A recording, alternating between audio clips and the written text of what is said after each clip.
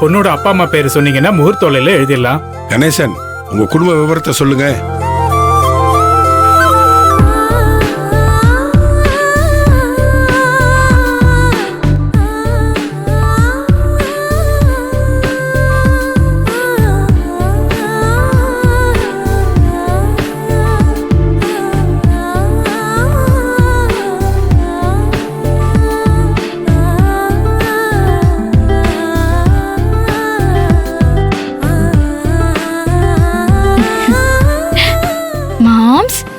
நீங்க யார தேடிட்டு இருக்கீங்கன்னு எனக்கு தெரியும்.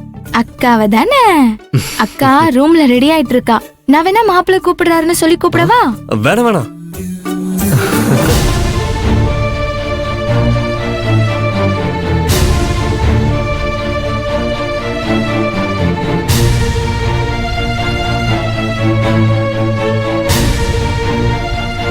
ஏ ரோஹிணி, நீ ரெடி ஆயிட்டு இருக்கேன்னு நினைச்சிட்டு இருந்த. நீ என்ன வெளியே இருந்து வர? அது வந்து அண்ணி, சின்ன அன்னைக்கு திடீர்னு உடம்பு சரியில்லை. நான் ஹாஸ்பிடல் கூட்டிட்டு போலான்னு வெளியே கூட்டிட்டு போனேனா, அப்போ சின்ன அண்ணன் வந்து அண்ணிய ஹாஸ்பிடல் கூட்டிட்டு போச்சு. அவங்க போயிட்டு இருந்தப்போ திடீர்னு பைக்ல இருந்து கீழே விழுந்து ஆக்சிடென்ட் ஆயிடுச்சுன்னு போன் பண்ணி சொன்னாங்க. அப்போ வேல்வழி அக்காவோட நிச்சயதார்த்தம் வேற நடந்துட்டு இருந்துச்சா, அதான் நான் யார்கிட்டயும் சொல்லாம போயிட்டு வந்துட்டேன். சின்ன அண்ணியும் அண்ணனையும் ஹாஸ்பிடல்ல இருந்து இங்க கூட்டிட்டு வரேன் அண்ணி.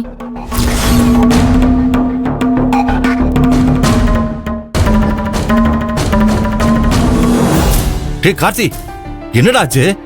ஆக்சிடென்ட் அது இதுன்னு ரோகிணி என்னென்னமோ சொல்றாளே. பயப்படுற அளவுக்கு ஒண்ணும் இல்லப்பா. எனக்கும் சத்யாக்கும் லைட்டா கையில அடிபட்டிருக்கு, அவ்வளவுதான்ப்பா.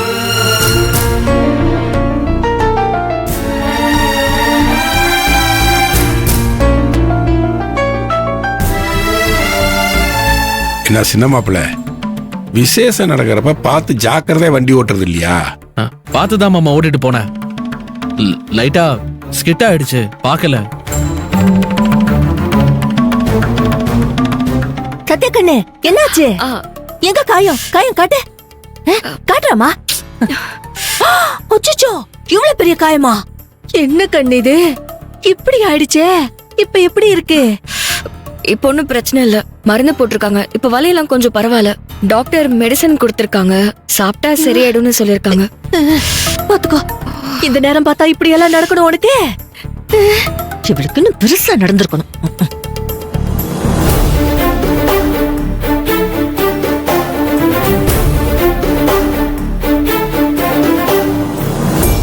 மருமகளே, எப்படி இருக்குமா? நல்லா இருக்கேம்மா. என்ன ரோகிணி அம்மான்னு சொல்ற? அத்தன்னு சொல்ல. ஏய், புள்ளைய நீ ஒண்ணு அதட்டாத. எப்படி தோணுதோ அப்படியே கூப்பிடு மருமகளே. சரி, நான் அங்க வெயிட் பண்றோம், நீ வாமா. ஏன்னா நமக்கு கிடைச்சிருக்கிற 2 சம்பந்திகளும் ரொம்ப நல்லவங்க. ஆமா ஏகாம்பரம்.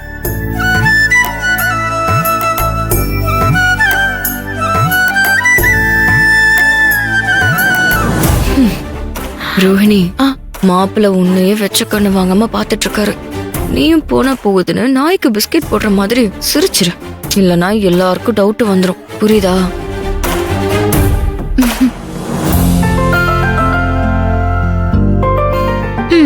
இப்பதான் வேல்விழி அக்காவோட ரொமான்ஸ் முடிஞ்சது, அதுக்குள்ள உங்க ரொமான்ஸா? நடத்துங்க நடத்துங்க. பொண்ணு அழைச்சிட்டு வந்து உட்கார வைங்க. வா ரோகிணி. பொண்ணு மாப்பிள்ளைக்கான ட்ரெஸ் கொடுங்க, பூஜை பண்ணிட்டு தரேன். இந்தாங்க.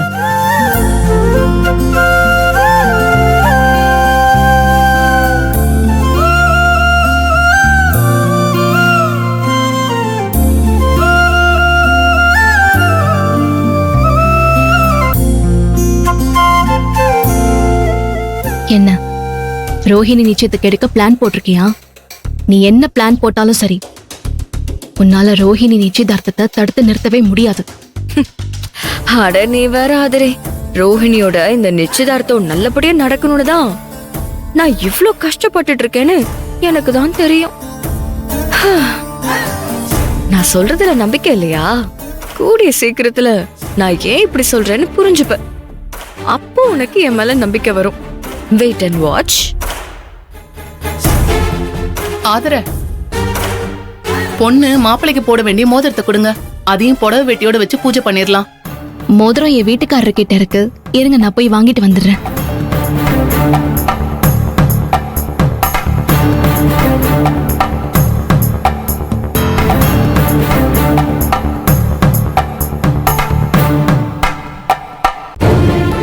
ஆதிர என்னக்கா? இந்தா வச்சுக்கோ. என்னக்கா? நான் சொல்றதை கேளு, இதை வச்சுக்கோ. போ போ கண்ணு, நான் தான் சொல்றேன்ல, போ கண்ணு போ.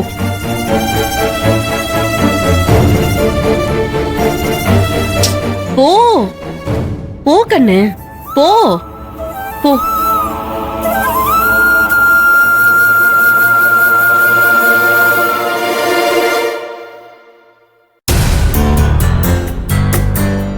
டேய் மச்சான், என்ன பார்த்தா உனக்கு எப்படி தெரியுது? ஏடிஎம் மிஷின் மாதிரி தெரியுதா? அந்த மிஷின்ல கூட ஒரு நாளைக்கு 3 லட்சம் ரூபாய் எடுக்க முடியாதா? அதை புரிஞ்சுக்கோ. என்ன சாமி, என்னோட நிலைமை புரிஞ்சுக்காம நீ ஏன் இப்படி பேசிட்டு இருக்க? மச்சான், உன்னோட நிலைமை மட்டும் இல்ல, என் நிலைமையும் புரிஞ்சதுனால தான் இப்படி பேசிட்டு இருக்கேன். இதை பாரு, தேவையில்லாம வீம்புக்கு எதையாவது பண்ணி நீயும் கஷ்டப்பட்டு என்னையும் கஷ்டப்படுத்தி கடைசியில ஆதிரி சிஸ்டம் கஷ்டப்படுத்திடாத மச்சான். நான் அவ்வளவுதான் சொல்லுவேன். டேய், நீ இப்ப எதுக்கு தேவையில்லாம ஆதிரி இந்த விஷயத்துல இருக்கிற? உன்னால பணத்தை ரெடி பண்ண முடியுமா முடியாதா? மச்சான், நான் சத்தியமா சொல்றேன், இதுக்கு மேல என்கிட்ட கான்டாக்ட் இல்ல மச்சான். எனக்கு தெரிஞ்ச எல்லா ஃபைனான்ஸரையும் உனக்கு இன்ட்ரோ பண்ணி வச்சுட்டேன். இதுக்கு மேல எனக்கு யாரையும் தெரியாது. என்ன நம்பு மச்சான். ஐயோ சாமி, நான் உன்னை நம்புறேன். ஆனா உனக்கே தெரியாம யாராவது மறந்துருப்பேல, அவங்களை ஞாபகப்படுத்தி பாரு. எப்படியாவது ஒரு 1/2 மணி நேரத்துக்குள்ள 3 லட்சம் ரூபாய் என் கையில இருந்தே ஆகணும் சாமி. மச்சான், அதுக்கு நம்ம கொள்ளையடிக்க தான் எங்கேயாவது போகணும் மச்சான். போடா.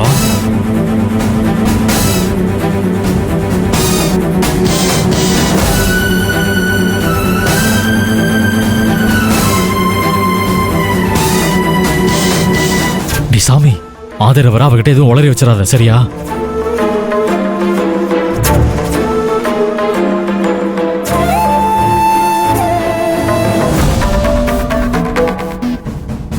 வாங்க அண்ணன், எப்ப வந்தீங்க? இப்பதான் வந்தேன் சிஸ்டர். இன்னைக்கு ஆபீஸ்ல ஒரு ஆடிட்டிங், அதான் சீக்கிரமா வர முடியல. ஓ சரிங்க அண்ணன். அண்ணன் என்னாச்சு, மோதிரம் வாங்கிட்டு வந்தாச்சா? இல்ல சிஸ்டர், பணத்துக்கு தான். டேய்,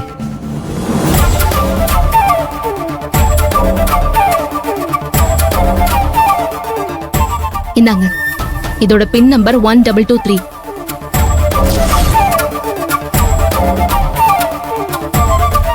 சுப்பு அக்காவோட கார்டுல மோதிரம் வாங்க கூடாதுன்னு நினைச்சீங்கன்னா என் செயினை வேணா அடகு வச்சு மோதிரத்தை வாங்கிட்டு வாங்க. எல்லாரும் கேட்க ஆரம்பிச்சிட்டாங்க.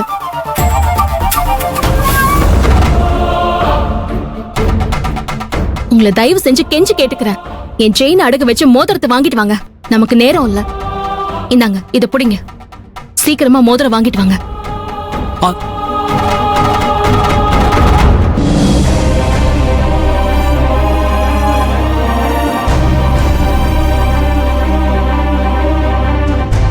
என்ன மச்சான், அப்படியே ஆணி அடிச்ச மாதிரி நின்னுட்டு இருக்க? இதை பாரு, என்ன பண்றது தெரியாம புரியாம தவிச்சிட்டு இருந்தோம். இப்போ இதை பண்ணுங்கடான்னு சிஸ்டர் நமக்கு வழிகாட்டிட்டு போயிருக்காங்க. இதை பாரு, இதுக்கப்புறம் லேட் பண்ண வேண்டாம். வா, சீக்கிரமா போய் வாங்கிட்டு வந்துடலாம். வா மச்சான். விடு சாமி. சாமி, என் தங்கச்சிக்கு எப்படி மோதிரம் வாங்கணும்னு எனக்கு தெரியும். இந்த கிரெடிட் கார்டும் தேவையில்லை, செயினும் தேவையில்லை.